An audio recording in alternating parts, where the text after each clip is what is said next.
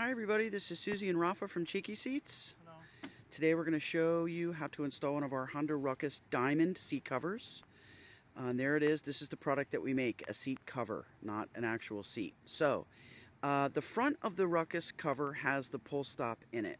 This is a little different than some of our other models, so that's the front. We're going to start at the back. Now when you look at the inside edge, you're going to see some lines. A black line that's going to line up with the edge of your seat, and that shows you how to position it properly. Very easy to install. Slide this over the front. In this case the guideline is yellow, but they are there. Line that up with your seat, put the sides on,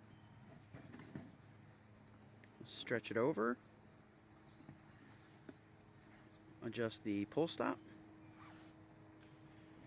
And there you have it, in less than a minute, a beautiful diamond seat cover for your Honda Ruckus. You can staple it on if you want to, but this gives you a great positioning to start. Thanks.